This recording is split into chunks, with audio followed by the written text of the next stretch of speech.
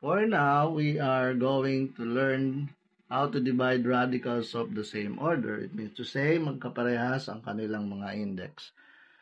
Okay. Gamitin natin or let us apply the laws of radicals. One of the law is the quotient rule na pwede nating i-combine yung dalawang radicals kapag tayo ay nagdi-divide nang magkaparehas lang naman yung kanilang mga index.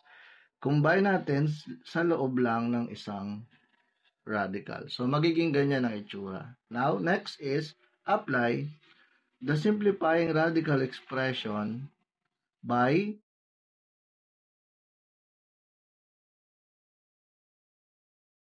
rationalizing the denominator.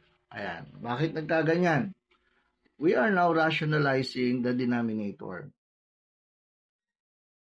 Rationalizing the denominator means we have the goal to remove our denominator inside the radical symbol. So to do that, kailangan maging equal yung exponent dun sa index. So ganun ang mangyayari dyan. So the next is, magiging ganito na siya. So this one is 5 times 4. Magiging 5 times 4 na siya. At dito naman ay magiging 2 raised to 3. So bakit hindi natin yan minultiply? Kasi our target is to remove that inside the radical expression. Now, next is, pwede na natin i-simplify. 5 times 4 is equal to 20. And then, dahil parehas na yung kanyang exponent, doon sa index, pwede na natin siyang ilabas sa loob ng radical symbol. So, ganyan na ang ating pinakamagiging final answer in that example. Okay? So, we are going to add some more example about this. Yung meron namang variables. Okay? Okay, for now, we're going to work out for this example. Dividing radicals, again, of the same order. So, parehas ang kanyang mga index. Gagawin natin dyan is we're going to use the one of the laws of radicals, which is pwede mo daw i-combine yung dalawang, di ba, radicals when you are dividing sa isang radical lang. That is the quotient rule. Okay, kung hindi ka pa masyadong well-versed in that laws of radical, so pwede mong balikan yung ating mga naunang videos. Okay? So, kung ating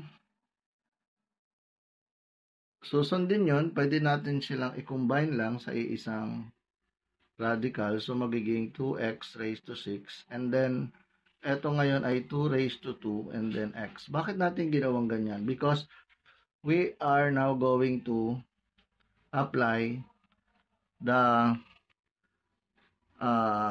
methods on how to simplify radical expression by rationalizing the denominator.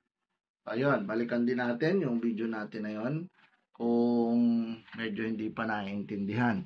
So, yun yung mga prerequisite for you to be able to divide radicals of the same order. So, ganun talaga. Sa mathematics, kailangan merong continuity. No? May prerequisite kasi yan. Hindi ka makaka-relate sa ginagawa natin ngayon kung hindi mo babalikan yung mga prior discussion or prior video lessons na dapat sana'y natutunan mo. Okay. So, let us continue. Dito magkakaroon ka rito ng 2 raised to 3. Ang target mo kasi, by the laws of exponent, kapag minultiply mo yung dalawa, your exponent will be equal to the index para mas rationalize mo yung denominator.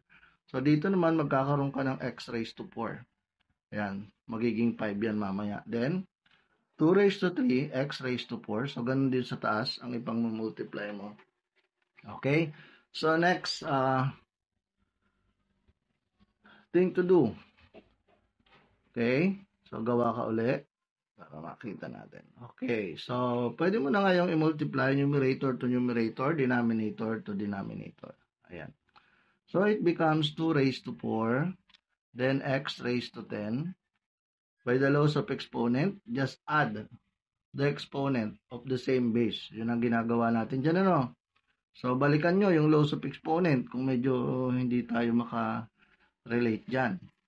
So, merong prerequisite kasi to na lesson. Okay? So, dito naman, that will be 2 raised to 5 and x raised to 5.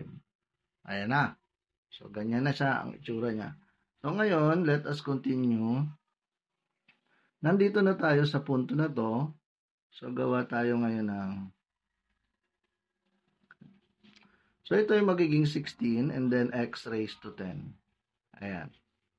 Then, pwede na nating ilabas itong dalawa. Okay, nandiyan na siya sa labas ng radical symbol. Okay, so now, simplify uli natin. Ito ngayon, ay pwede natin i-simplify as 10 divided by 5. So that is 2. Diba? Dalawa yan. Pag pinaghiwalay kasi natin yan, x raised to 5 and x raised to 5. And then, pwede na natin ilabas yun according to the laws of radicals. So magkakaroon tayo ngayon sa labas dito ng x raised to 2. Tapos sa loob, matitira na lang yung 16. Then, mayroon tayong index na 5. And then, kakaroon tayo ng 2x sa baba. Okay, so tapos na ba? Okay, hanggat meron pa tayong nakikita na possible things to do, pwede pa natin gawin, hindi pa yon yung pinaka-simplest form of our answer. Dapat yung sagot natin ay yung pinaka-simplest form. Okay? So, dito natin ilagay yung simplest form of our answer. Yung final. Okay, mapapansin ninyo ito ay x raised to 2, x squared, divided by x. Pwede pa natin palang i-divide yan. So, matitira ay x na lang. And then, an index of 5, tapos 16, divided by 2. So, eto na ngayon yung ating magiging pinaka-final answer. Okay. Ayan na. Okay? So, lagi tatandaan natin, lahat ng lesson natin sa mathematics, meron tayong prerequisite.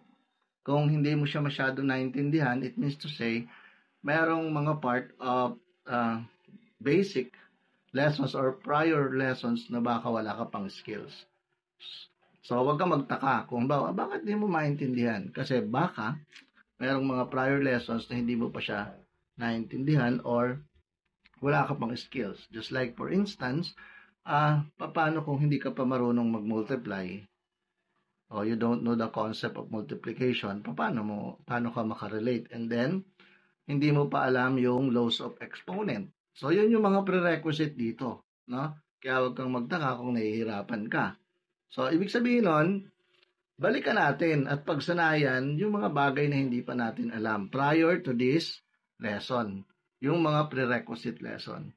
Okay? Lagi nating tatandaan, kailanman, sa math ay hindi ka huhusay kung hindi ka handang magsanay.